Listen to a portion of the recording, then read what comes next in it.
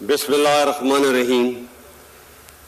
جناب صدر مملکت اسلامی جمہوریہ پاکستان، شہدائے پاکستان کے عظیم اہل خانہ، بہادر غازیوں، سینٹ اور قومی اسمبلی کے ممبران، جنرل آفیسرز، مہمان گرامی اور خواتین و حضرات، السلام علیکم.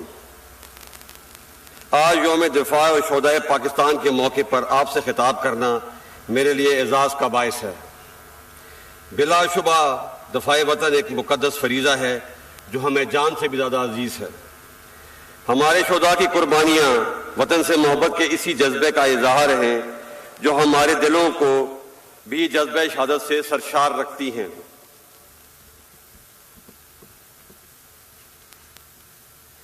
قیام پاکستان سے لے کر آج تک کے مستحکم پاکستان تک کا سفر پاکستانی قوم کے جذبوں، ایثار اور وطن سے محبت کی عظیم روایات سے مزین ہے. ہمارے بزرگوں نے اپنی قربانی سے آزادی کی جو شمع جلائی، اسے ابتدائی سے کڑے امتحانوں کا سامنا کرنا پڑا. 1948 ہو یا ستمبر 1965 کی جنگ یا 1971 کی لڑائی، مارکہ کارگل ہو یا دہشت گردی کے خلاف طویل اور صبر آزما جنگ، ہر آزمائش میں افواج پاکستان نے ثابت کیا ہے کہ ہم ہر حالت میں اپنے ملک کا دفاع کرنا جانتے ہیں اور اس کے لیے ہر قیمت ادا کرنے کو تیار ہیں.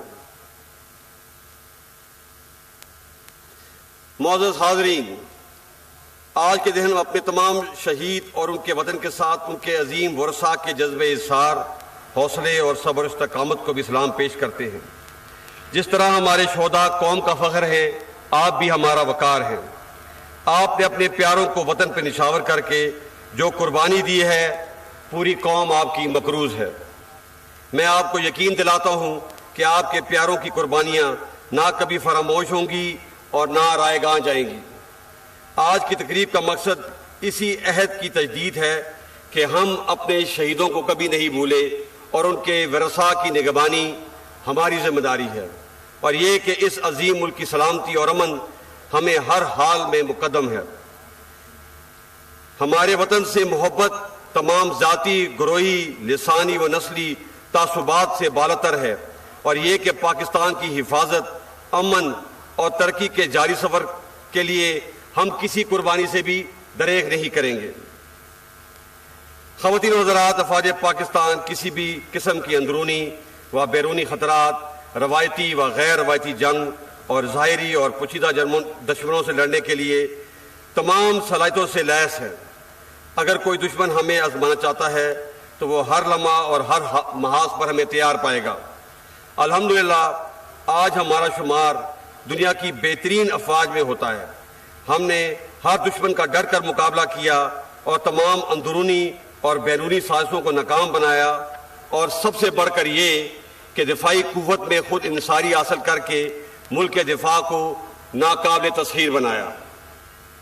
ہمیں اس بات میں کوئی شک نہیں کہ پاک فوج اور قوم کا رشتہ وہ مضبوط ڈھال ہے جس نے پاکستان کے خلاف دشمن کی تمام چالوں اور ہتھ کنڈوں کو ہمیشہ ناکام بنایا ہے، اور اسی یکجہتی نے ہمیشہ ہر مشکل میں سرخرو کیا ہے. یہاں یہ امر بہت اہمیت کا حامل ہے کہ عوام کے تعاون کے بغیر کوئی بھی فوج ریت کی دیوار ثابت ہوتی ہے، جیسے کہ ہم نے اپنے ہمسایہ ملک میں دیکھا. اس لیے فوج کی کامیابی بڑی حد تک عوام کی حمایت پر منحصر ہے. خواتین و حضرات، ہمیں اس حقیقت کو بھی مد نظر رکھنا ہوگا کہ موجودہ دور میں جنگ کی نوعیت بدل گئی ہے. اب براہ راست حملے کے بجائے کسی قوم کی یکجہتی اور نظریاتی سرحدوں کو کمزور اور اس کے مختلف طبقات میں انتشار پھیلانے اور شہریوں کے حوصلے پست کرنے کے لیے دیگر حربوں کے علاوہ جدید ٹیکنالوجی اور کمیونیکیشن کے ذرائع کو بھی استعمال کیا جاتا ہے.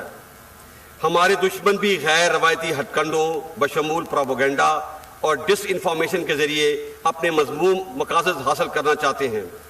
بیرونی دشمنوں کے تمام حربوں اور چالوں سے تو ہم آگاہ ہیں، مگر ہمیں اندرونی انتشار پھیلانے والے کچھ عناصر کے ساتھ سختی سے نبٹنا ہوگا.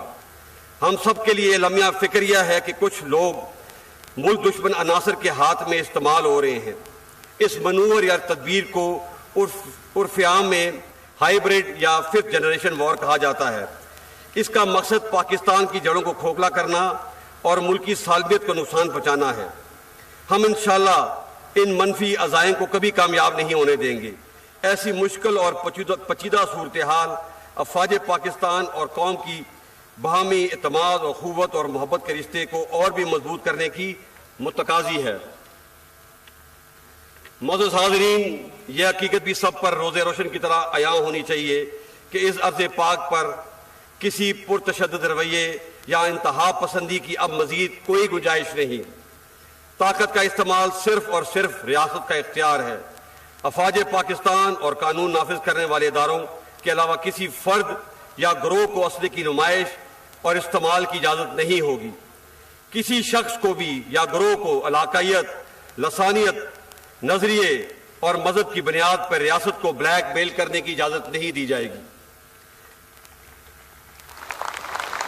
بحیثیت قوم ہمیں یہ عہد کرنا ہے کہ ہم سب نے مل کر پاکستان کو قائد اعظم کی سوچ کے مطابق اعتدال پسند، پرامن اور ایک جدید اسلامی اور فلاحی ریاست بنانا ہے۔ خواتین و حضرات، جمہوریت میں پاکستان کی مضبوطی اور بقا ہے۔ اسے مزید مستحکم کرنے کے لیے ہم سب کو آئین کی پاسداری اور انصاف، برداشت اور بردباری کے اصولوں پر عمل پیرا ہونا ہوگا۔ تنقید برائے تنقید، نفرت اور عدم برداشت جیسے منفی رویوں کی حوصلہ شکنی کرنی ہوگی۔ پاکستان نے اگر ترقی کرنی ہے تو ہمیں اپنی انا اور ذاتی مفاد کو پس پشت ڈالنا ہوگا۔ اس جذبے اور اصرار کی زندہ مثال ہمارے شہداء ہیں۔ ہمیں ان سے سبق سیکھ کر آگے بڑھنا ہے۔ اور بقول امریکی صدر جان ایف کینیڈی، یہ مت پوچھئے کہ ملک آپ کے لیے کیا کر سکتا ہے، بتائیے آپ ملک کے لیے کیا کر سکتے ہیں۔ یہاں میں ایک بات بھی زور دینا چاہتا ہوں کہ 21ویں صدی میں ہمیں ایک دوسرے کے خلاف جیو پالیٹکس کی روایتی منفی سوچ کے بجائے عوام کی ترقی اور خوشحالی اور علاقائی تعاون کے فروغ کے لیے جو جیو اکنامک ترجیحات، خطے کے اشتراک اور جدید ٹیکنالوجی کے حصول پر کام کرنا چاہیے۔ میں سمجھتا ہوں کہ اب تعلیم، صحت، infrastructure development, population control, climate change ہماری ترجیحات ہونی چاہیے۔ معزز حاضرین، ہم خطے کی صورتحال پر گہری نظر رکھے ہوئے ہیں، خاص طور پر افغانستان سے غیر ملکی افواج کے انخلاء کے بعد جہاں صورتحال امن و استحکام کا ایک موقع فراہم کرتی ہے، وہیں یہ مزید خطرات اور مشکلات کا پیش خیمہ بھی ثابت ہو سکتی ہے۔ ہم افغانستان کے برادر عوام کی سلامتی اور ترقی کے لیے خواہش مند ہیں اور یہ توقع رکھتے ہیں کہ اقوام متحدہ سمیت خطے اور دنیا کی بڑی طاقتیں افغانستان میں پائیدار امن کے لیے اپنا مثبت کردار ادا کریں گی۔ اس بات میں کوئی شک نہیں کہ 1979 سے افغانستان کے عوام نے بہت سی مشکلات کا سامنا کیا ہے۔ ہم جنگ کی تباہ کاریوں اور اس کے نتیجے میں پیدا ہونے والے افغان بھائیوں کی مشکلات اور دکھ درد سے نہ صرف آگاہ ہیں بلکہ اس درد کو محسوس بھی کر سکتے ہیں۔ پاکستانی قوم ہمیشہ کی طرح آج بھی اپنے افغان بھائیوں کے ساتھ کھڑی ہے۔ ہماری خواہش ہے کہ افغان لیڈرشپ تمام معاملات افہام و تفہیم کے ذریعے طے کرتے ہوئے افغان عوام کو امن اور خوشحالی سے ہمکنار کرے۔ ہم یہ بھی توقع کرتے ہیں کہ افغانستان میں ایک مستحکم اور تمام فریقین کے نمائندہ حکومت قائم ہو، انسانی حقوق بشمول خواتین کے حقوق کا احترام کیا جائے، افغان سرزمین کسی بھی دوسرے ملک کے خلاف استعمال نہ ہو، اور اس کے ساتھ ساتھ ہم یہ بھی توقع کرتے ہیں کہ دنیا اس مشکل گھڑی میں افغان قوم کو تنہا نہیں چھوڑے گی اور نہ کسی انسانی بحران کا شکار ہونے دے گی۔ اس سلسلے میں پاکستان دنیا سے ہر ملک سے تعاون کرنے کے لیے تیار ہے۔ خواتین و حضرات، جہاں تک ہماری مشرقی سرحدوں کا تعلق ہے، اس میں بالخصوص 2019 کے بعد کئی نازک لمحات آئے، مگر پاکستان نے صبر و تحمل کا مظاہرہ کرتے ہوئے ایک ذمہ دار اور امن پسند ریاست ہونے کا ثبوت دیا۔ تاہم ہماری امن پسندی کی خواہش کو ہماری کمزوری نہ سمجھا جائے۔ ہم کسی بھی جارحیت کا بھرپور مقابلہ کرنے کی اہلیت رکھتے ہیں۔ میں یہ واضح کر دینا چاہتا ہوں کہ پاکستان اور ہندوستان کے تعلقات کے درمیان کشمیر کا مسئلہ کلیدی حیثیت رکھتا ہے۔ ہم کشمیر کے بارے میں ہندوستان کے 5 اگست 2019 کے تمام یک طرفہ اور غیر قانونی اقدام کو رد کرتے ہیں۔ جو تمام بین الاقوامی اصولوں کے منافی ہیں۔ ہم کشمیری عوام کے جذبہ حریت، شہیدوں کی قربانیوں اور خاص طور پہ سید علی گیلانی کی طویل اور عظیم جدوجہد کو خراج تحسین پیش کرتے ہیں اور یقین دلاتے ہیں کہ ہم ہر سطح پہ اپنے کشمیری بھائیوں کی سیاسی، اخلاقی اور سفارتی حمایت جاری رکھیں گے۔